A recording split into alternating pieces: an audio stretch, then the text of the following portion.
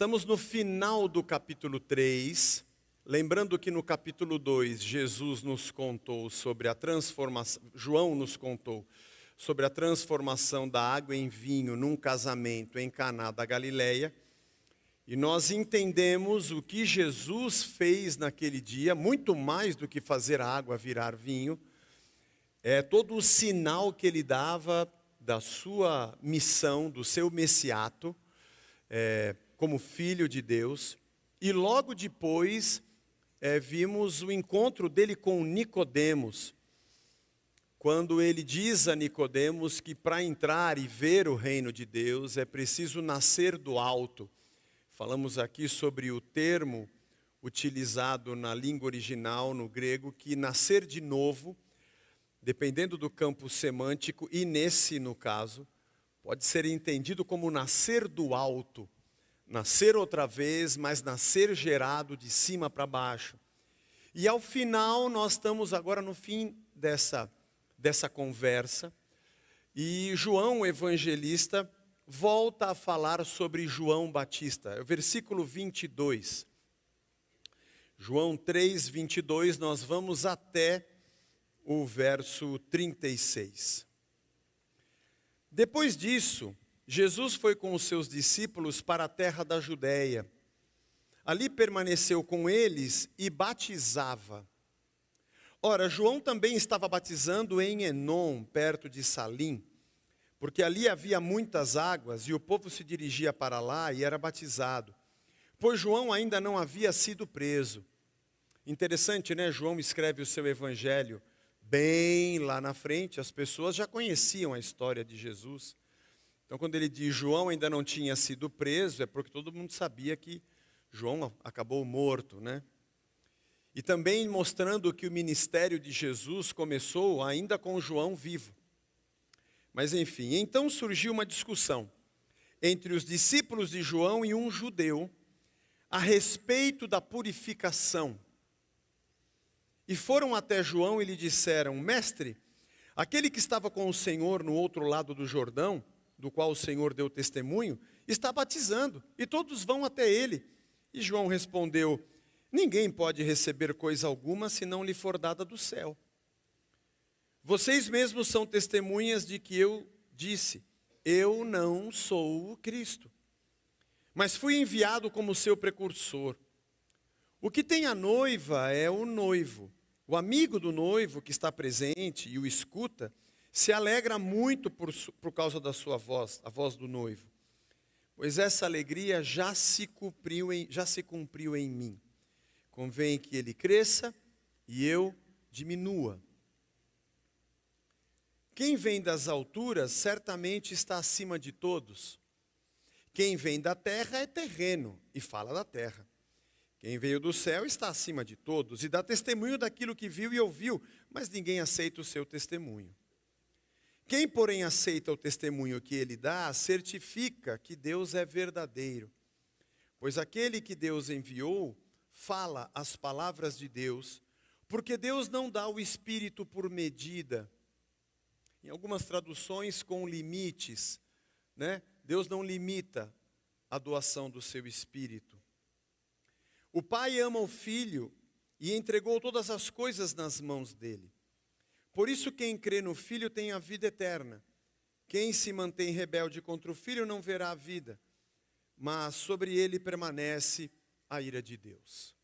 Senhor, obrigado pela tua palavra e pelo teu evangelho, porque a cada domingo o Senhor tem nos edificado aqui, e que seja mais um momento onde o teu Espírito nos ensina e nos fortalece, nos faz com sabedoria do alto entender a tua palavra e sermos alimentados por ela. É a nossa oração em nome de Jesus. Amém. Um dos objetivos também de João, anunciando Jesus Cristo, trazendo à luz a identidade do Messias, é reconfigurar a mente daqueles que creem e que têm o judaísmo do primeiro século como o seu fundamento. Na Palestina da época, naquele primeiro século, aquele judaísmo que a gente chama de judaísmo tardio, quando lemos as páginas do Antigo Testamento sobre o sacrifício, o templo e a lei, e lemos as páginas do Novo Testamento, há muita coisa que foi agregada.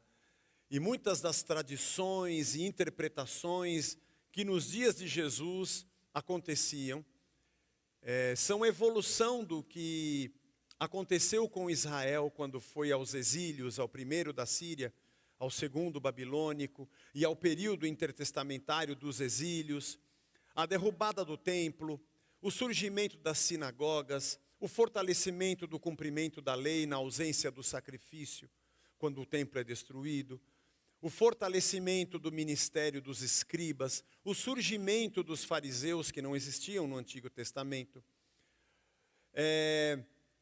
a recolocação do ofício sacerdotal depois da reconstrução do templo, na tradição dos descendentes de Zadok, que são os saduceus. Muita coisa aconteceu.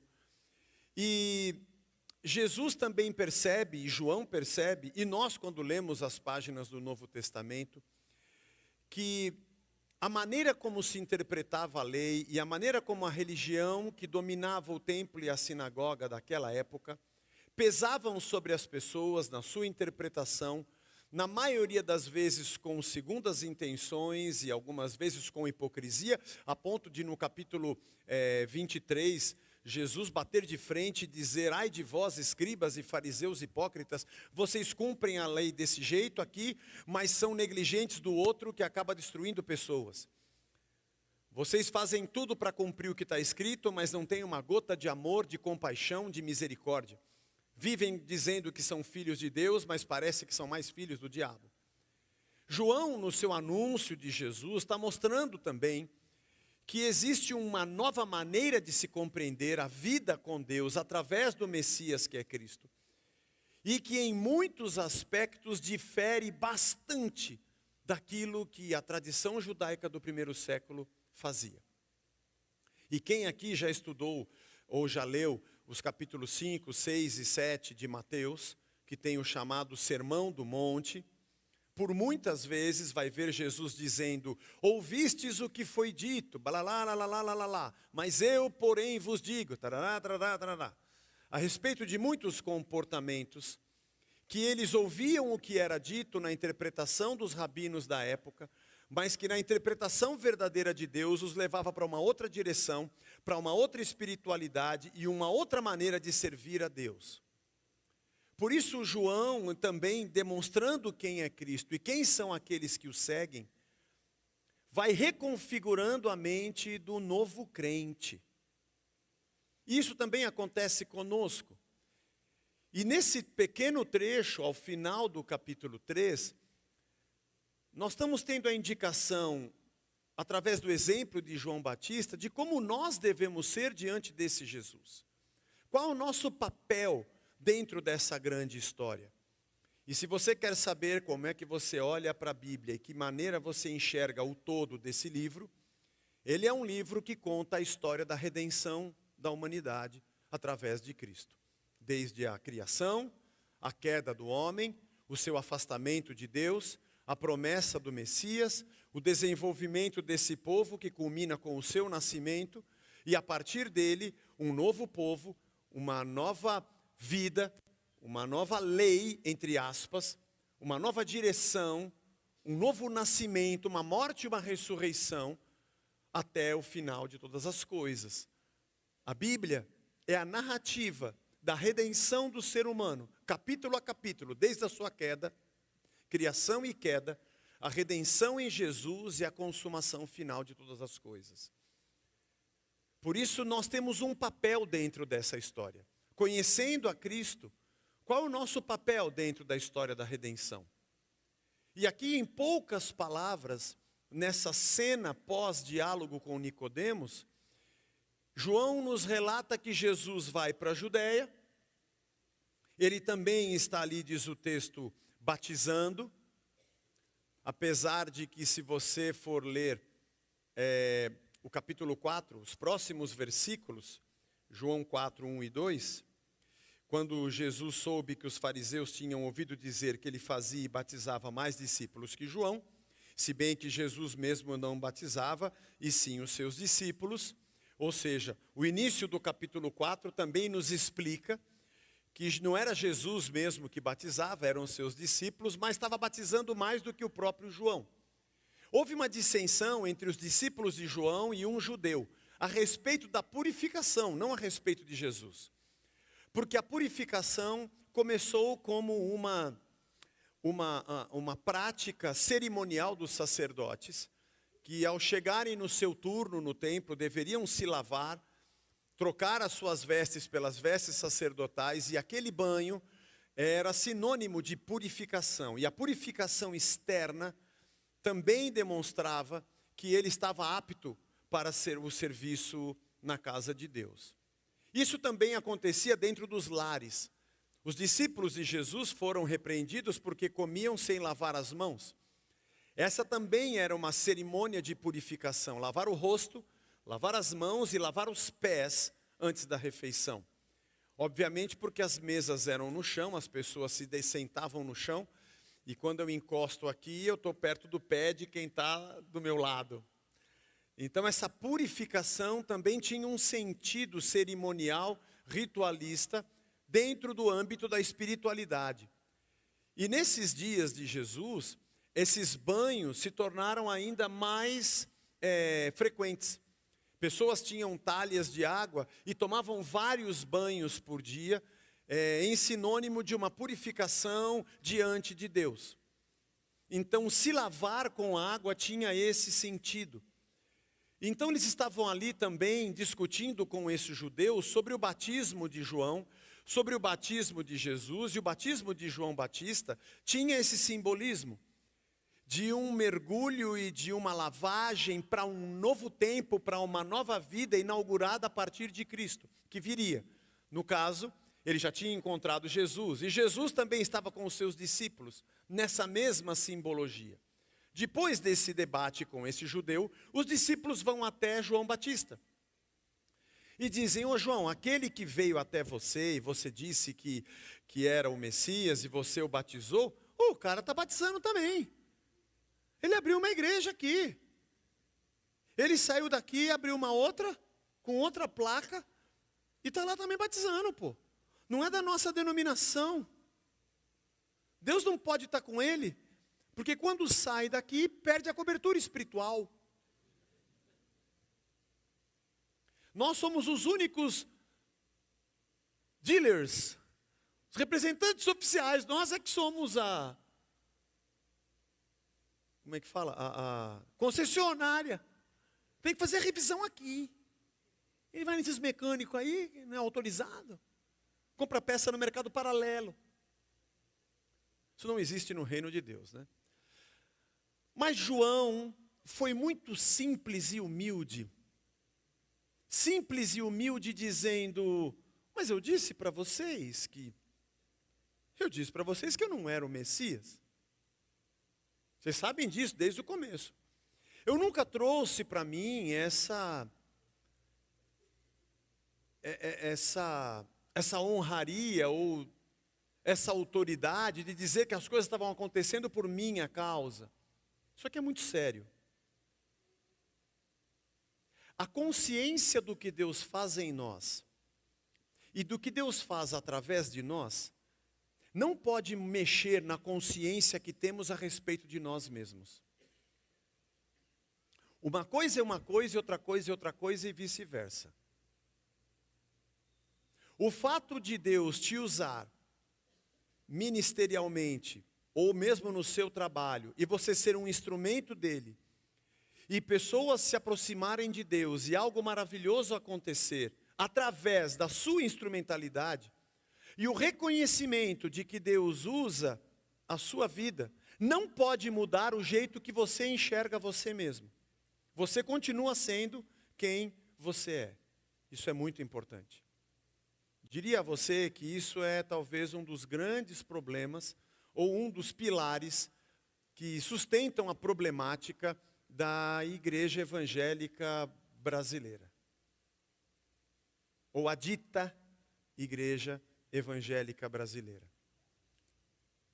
É de pessoas que acham que são mais do que os outros são, pelo fato de que através delas, Deus faz alguma coisa. Então você está aqui hoje ouvindo uma pregação. E eu estudei ao longo da semana para vir aqui falar com você.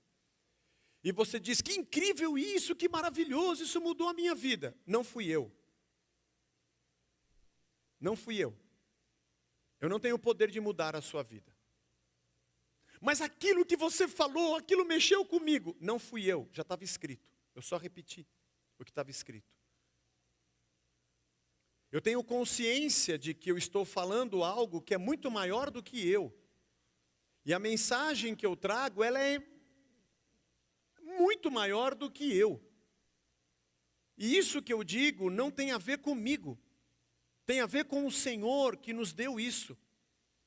Meu papel é me preparar, entender e tentar transmitir a você o melhor que eu posso. Mas eu tenho consciência de que quanto mais eu me preparar para isso, e quanto mais eu viver próximo disso, e tentar alinhar minha vida com a verdade do Evangelho, para que ela não seja apenas um anúncio, mas uma prática, eu sei que Deus me usa. Mas o fato disso acontecer não pode mudar a maneira como eu enxergo a mim mesmo. Eu continuo sendo o Zé. O apóstolo Paulo diz que nós temos um tesouro em vaso de barro, para que a excelência seja mesmo do Espírito que habita em nós e não em nós. Eu de mim não tenho nada. Não pode dar na minha veneta a loucura de achar que a igreja acontece por minha causa, apesar de ter muita consciência de que esses momentos de estudo nosso aqui são muito importantes, que eu desempenho um papel muito importante nesse lugar, mas eu tenho que ter certeza que isso aqui não foi feito por mim. Esse é um ponto de humildade para cada um de nós. O dia que eu não estiver aqui, a igreja vai seguir de outra maneira com outra pessoa, não sei quem vai ser, mas o Senhor vai preparar, sei lá como é que vai ser. E porque a igreja existe antes de eu nascer, antes de você nascer, o Evangelho está nessa terra antes da gente existir e vai continuar depois que a gente partir. E nós temos apenas um papel dentro dessa história da redenção. Por isso que nossas lideranças dentro da comunidade não podem ser exercidas sob a égide da bajulação, do puxa-saquismo e da ostentação. Isso é uma idiotice. E pessoas que se colocam diante de uma comunidade ou diante de pessoas que fazem parte do reino de Deus, ao qual fomos chamados pelo sangue precioso de Jesus, quando se colocam dessa maneira, achando que são a última Coca-Cola do deserto, né, o quibe de catupiry, o rei da cocada preta e outras designações que nós temos, são infantes. São crianças, não compreenderam nada da vida. Acham que porque estalam o dedo, ou porque tem muita gente na sua comunidade, ou muitos seguidores, começam a pensar que são maiores do que o que são, e nós não somos. Nada melhor do que uma boa dizenteria para nos mostrar que nós somos iguais a todo mundo. É ótimo isso. Para a gente entender que nós não mandamos e nós não fazemos nada. Quando João Batista diz, eu não sou o Cristo, eu estou fazendo a minha parte. Quem tem o noivo é a noiva. Aqui, o evangelista João que escreveu, está ligando, após conversa com Nicodemos, com a conversa que ele escreveu antes sobre as bodas em Caná da Galileia. Quando Jesus pega as talhas de água e transforma a água em vinho, ele está dizendo que a purificação dos judeus agora é outra. Que não é mais pela água, mas pelo seu sangue, pelo seu sacrifício. Que o verdadeiro casamento não é aquele, mas é o dele, Jesus com a sua noiva, a sua igreja. E está dizendo que o verdadeiro noivo não é aquele, mas é Jesus Cristo. E que a verdadeira festa é o nosso encontro com o Senhor, e não aquele casamento. Jesus está usando aquela cena como uma parábola do seu ministério messiânico e da compreensão de quem ele é. E agora João Batista está dizendo, quem tem a noiva é o noivo. Ou seja, a interpretação daquele texto continua. Tem gente que destaca textos para interpretar fora dos contextos, mas que bom que a gente segue. O João Batista está dizendo, ele é o noivo. E o seu povo que crê é a sua noiva, ele é o verdadeiro noivo. O desenvolvimento do antigo Israel aconteceu no chamado Antigo Oriente Próximo, no crescente fértil, entre Tigre e Eufrates e do lado de cá, para você, do mapa, e aqui o rio Nilo, o Egito, o deserto ali da Arábia e a Transjordânia, onde há o rio Jordão e a passagem do Oriente Médio para a África. Essa região é chamada de crescente fértil, onde as civilizações começaram. Ali haviam os sumérios, e os sumérios tinham uma característica de que quando havia um casamento, o noivo tinha o seu padrinho, o seu amigo, que o ajudava em toda a organização, mas havia um hábito de que esse amigo do noivo, legalmente, não poderia ser marido da esposa daquele noivo. Ou seja, ele não poderia ser, por ser parente, por ser irmão, ou legalmente, por algum motivo, para ser o padrinho, ele não podia ter interesse na noiva. É isso que é. O resumo da história é esse. Ele legalmente não poderia fazer isso. Há indícios de que esse hábito, porque Israel se desenvolveu nessa mesma região, também acontecia em Israel, o mesmo que os sumérios faziam. Porque quando Sansão se casa ou pede em casamento uma moça de Tímina, os filisteus estão ali, o pai dele não queria que ele casasse, não é Dalila é a segunda, é a primeira. Não queria, tal, ele acaba se engraçando com aquela moça, e quando ele sai para caçar, ele fica um tempo fora, ele volta, e o pai da noiva deu ela em casamento a um outro companheiro. E os filisteus ficam doidos com isso, e matam o pai e a moça. Porque não pode alguém querer se aproximar de Sansão tendo interesse na sua esposa. Isso você, depois lá em Juízes, você pode ver a história. Depois ele conhece Dalila, tem uma outra mulher. Então, quando o João está dizendo isso não era alguma coisa desconhecida culturalmente de Israel. Ou seja, eu sou amigo do noivo, eu não tenho interesse na noiva. Eu não tenho interesse na noiva. Vocês não são meus. Eu cumpro um ministério pastoral para nossa edificação. Professores do infantil estão fazendo isso nesse exato momento com as crianças. O Eber está agora com os nossos adolescentes fazendo isso. O Gerson com casais, eu estou aqui nos domingos. Nós estamos trazendo o Evangelho juntos em amor como comunidade, nos edificando uns aos outros. Mas não há pertencimento pessoal.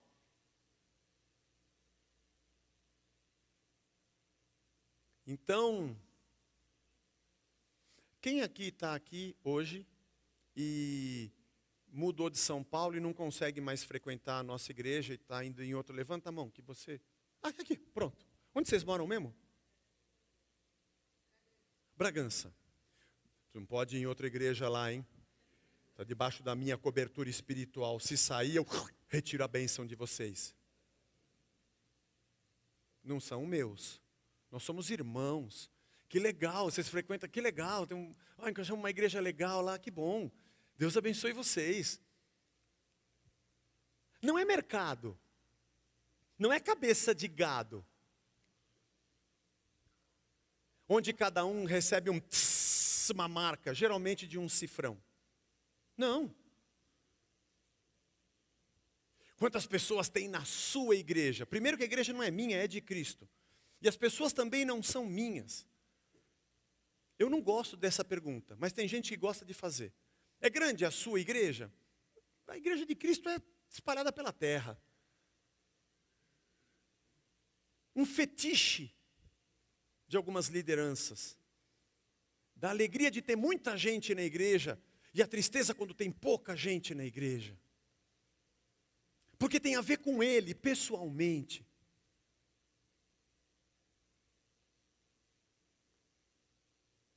Essa enfermidade religiosa. Esse aqui é o pastor fulano, tem uma igreja de sei lá quantos mil membros. Eu não tenho nada, irmão. Nem meus carros estão pagando eles, não são meus ainda. Né? Você não tem nada. João diz, quem tem a noiva é o noivo. O amigo não tem interesse na noiva. Ele se alegra em poder ajudar o casamento do seu amigo. E por isso ele diz, eu já tive a minha alegria. Essa é a minha alegria. Eu tenho o prazer de ser o que eu sou.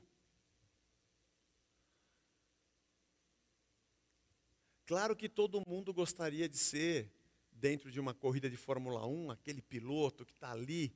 Mas você vai dizer para mim que o projetista do carro não tem prazer em ser projetista do carro? Só porque ele não é o piloto? Que não existe alegria? Eu sei que tem muita gente de coaching espiritual que quer dizer para você que você tem que ser o topo. Você tem que ser o cabeça. Eu acho essa frase das mais esdrúxulas da vida. Eu aprendi na Bíblia que eu tenho que ser o cabeça. Eu aprendi na Bíblia que Jesus é o cabeça da igreja. Isso eu aprendi. Não, mas não está escrito que não pode, tem que ser cabeça e não cauda. Tá, esse aqui é um outro contexto. Lá está falando de um contexto nacionalista dentro de um ambiente de guerra e posse de terra. É uma outra consciência, não é orgulho institucional. Que nem você deve ter. Você não deve ter orgulho porque eu sou da casa da rocha. Que bobagem! Que bobagem essa? De bater no peito porque não somos nada, irmão. Esse prédio não é nosso, é alugado, a gente está agora se virando aqui, estavam conversando essa semana, algumas semanas atrás com a diretoria. O que vai acontecer do proprietário não querer mais alugar para a gente? Sei lá, uma mão na frente e outra atrás, vamos ter que arrumar outro lugar. Só não vamos sair com o pinico na mão porque Deus está conosco, Ele vai abrir uma outra porta, irmão. Relaxa, mas nós não somos nada, irmão. Da onde vem essa ideia de ostentação? De porque Deus faz alguma coisa aqui, nós acharmos que a bênção está aqui. Ela continua vindo do alto. A religião sacraliza lugares. Eu já fiz isso. Desculpa, Senhor. Já te pedi perdão. Mas muita gente aqui também já fez, é que eles não falam, viu? Eu falo. Vai lá em Jerusalém, quando eu fui, vai orar, põe a mão no muro da lamentação. As pessoas punham pedidos de oração. Eu pus também, irmão. E alguns enrolavam dinheiro, shekel, nota de dólar, e colocava ali nas frestas, fazia pedidos. Isso eu não fiz não, irmão. Eu não tinha também. Eu viajei, eu estava duro para chuchu. Mas teve uma vez que eu passei lá no final da tarde e tinha um tiozinho que vinha tirando, mano.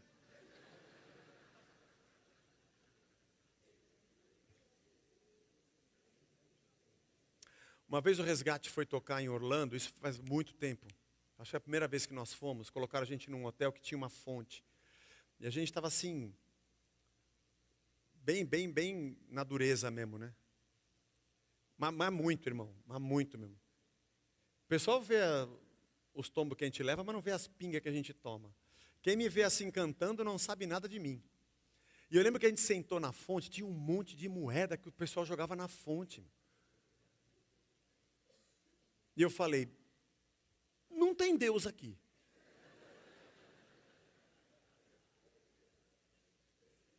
Não presta pegar moeda na fonte. Não está na Bíblia isso. Eu peguei. Só as grandes. Eu falo, tá vendo, Senhor? Eles não.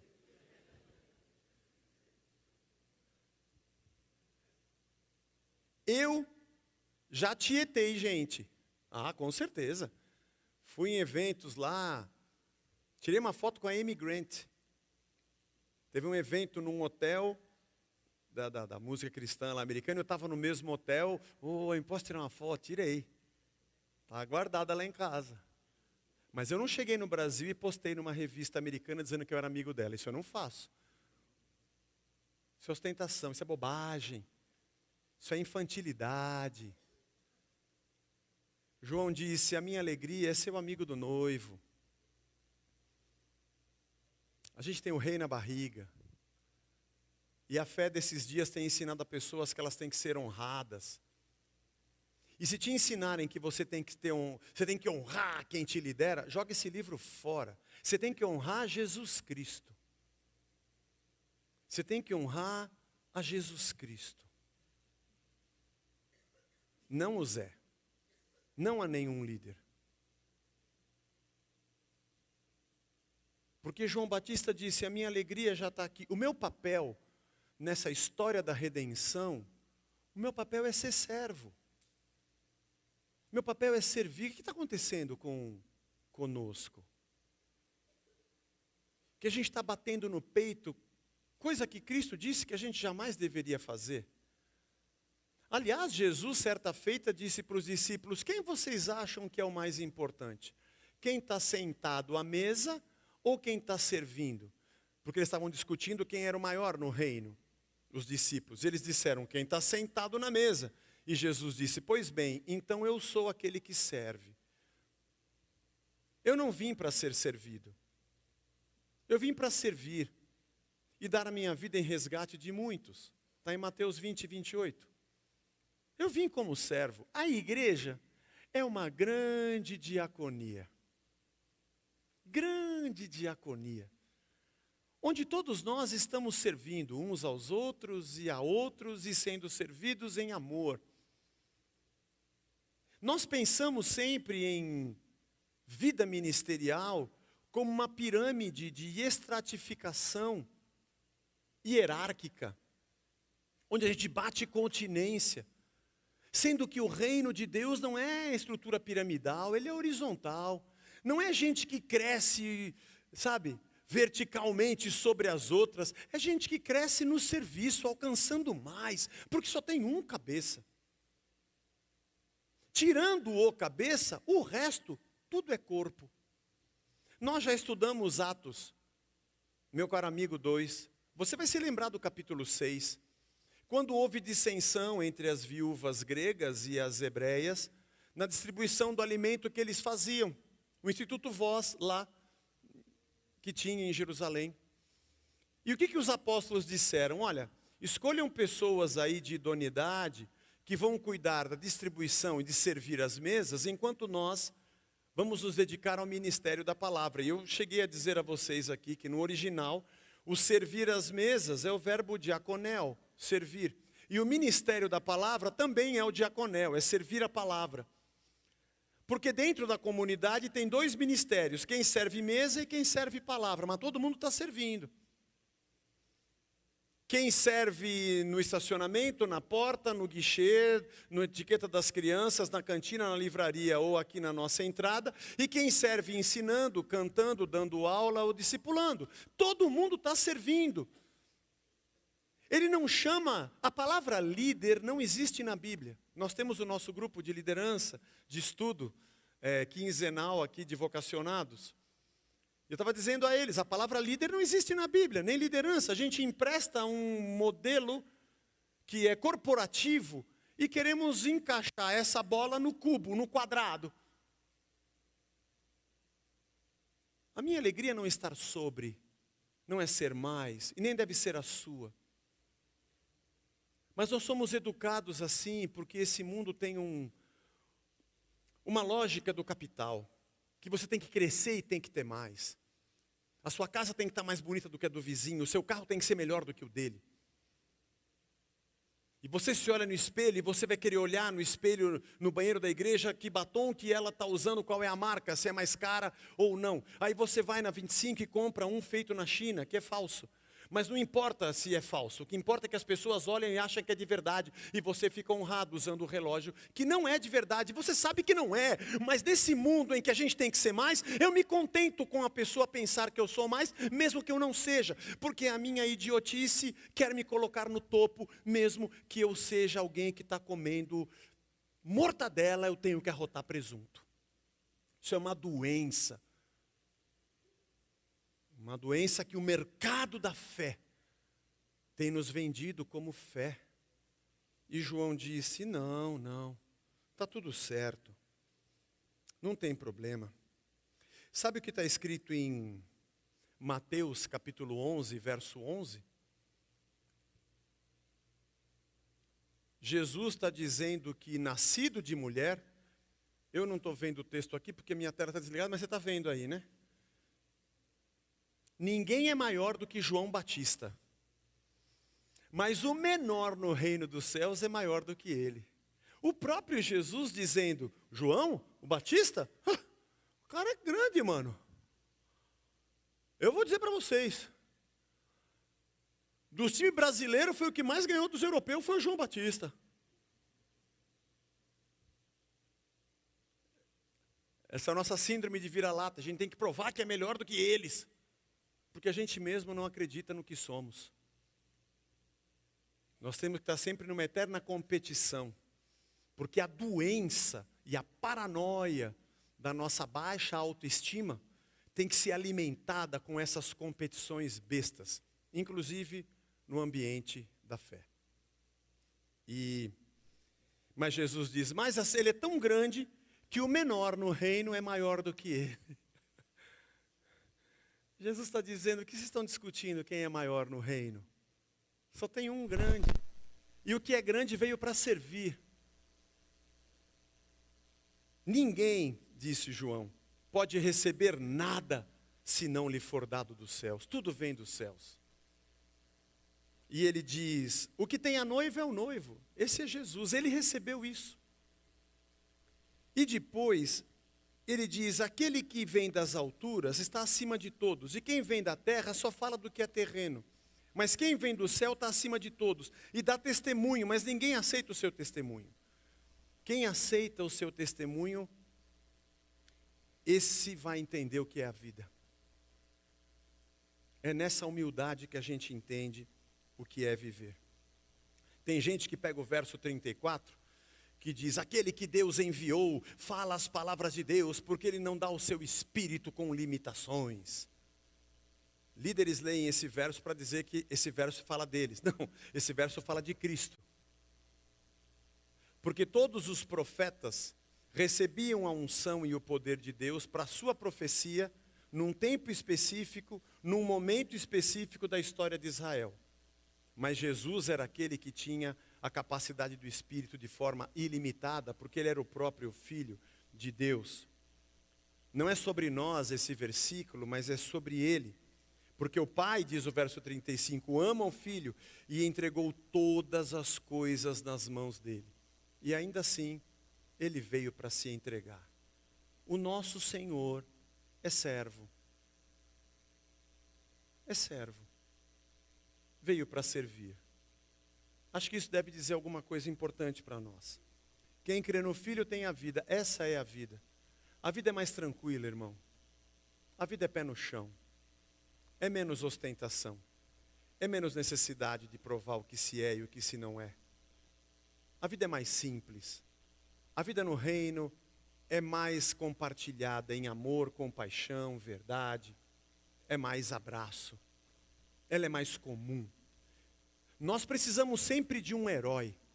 Nós precisamos sempre de alguém que está acima de nós para a gente bajular.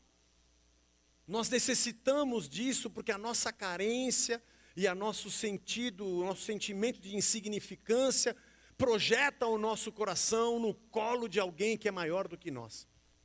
E nós sempre precisamos de um herói.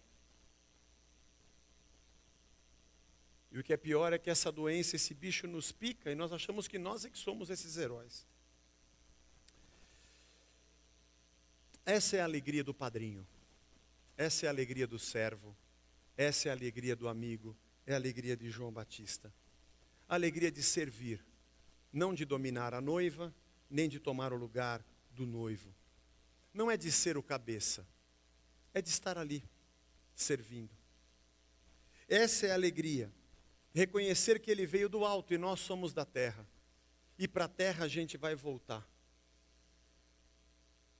Por isso, Salomão escreve em Provérbios que é melhor estar na casa que tem luto do que na casa que tem festa. Na casa que tem festa a gente enche a cara, esquece da vida e acha que é muita coisa. Agora, onde tem luto, o homem se encontra com o seu fim. Ele pensa na vida, ele baixa a bola, ele vai mais pianinho e ele sabe que ele também vai para aquele mesmo lugar. Menos, nós somos servos. Nós somos gerados para servir. Nicodemos, você precisa nascer de novo e nascer do alto. Entender o testemunho dele. Olha para o João Batista. O maior é aquele que é menor diante do menor. Porque no reino nós servimos. Esse é o nosso papel na história da redenção. E assim nós devemos ser verdadeiros servos. Que Deus nos abençoe e que sempre esse texto seja orientador da nossa vida comunitária como igreja, da nossa simplicidade da vida como irmãos, sem honrarias, sem bajulações, sem insígnias e sem continências, sem pirâmides estratificadas de hierarquia, mas de reconhecimento dos dons, reconhecimento dos talentos, reconhecimento dos serviços, reconhecimento dos ministérios, porque eles são fundamentais para a edificação do corpo, mas sem que isso afete a individualidade de cada um. E a nossa alegria seja sempre a do padrinho. Esse é o nosso papel na história da redenção. Amém, irmãos? Vamos ficar de pé e vamos orar. Deus nos abençoe. Nos dê uma semana de servos. Eu ouvi uma frase uma vez que eu achei interessante. Você quer saber se alguém de verdade é servo? Quer saber? Trata ele como servo. Trata ele como se fosse um servo. Se ele ficar feliz, está tudo certo. Se ele subir nas tamancas porque ele acha que merece mais, não é. Se você tratar um servo como servo, ele vai se alegrar, como João Batista. Assim somos a igreja dele. Senhor, obrigado por esse domingo, obrigado pela tua palavra, obrigado pelo teu ensino. Obrigado, Senhor, pelo exemplo do João Batista, nosso irmão, que deixou para nós e que João escreveu. Obrigado pelo teu Filho, Cristo, que veio para nos servir. Arranca de nós, Senhor, e nos cura dessa doença que a gente tem. Dessa baixa autoestima que a gente quer suplantar através de honrarias espirituais que a gente inventa num texto que não tem isso. Dessa nossa louca tentativa de suplantar irmãos e construirmos impérios e estarmos sobre pessoas, porque achamos e julgamos que servir é coisa pequena. E o Senhor veio para servir. E isso comece a mudar o nosso comportamento, Senhor, dentro de casa, no nosso trabalho, aqui. Nos torne seres humanos mais humanos e menos doentes. E nos ajuda a não distorcermos o teu evangelho para o bem da nossa ganância, mas nos mantermos como servos. Esse é o nosso papel nessa história da redenção, Senhor. Obrigado por nos chamar para servir. E que isso fique guardado no nosso coração, esse domingo não se apague. E na simplicidade dos servos nós vivamos como tua igreja. Abençoa a nossa semana, até que domingo que vem estejamos aqui de novo para te servir, para te adorar e para crescermos juntos. Leva-nos na tua paz, em nome de Jesus. Amém. Amém. Dê um abraço no seu irmão, Deus te abençoe. Até domingo.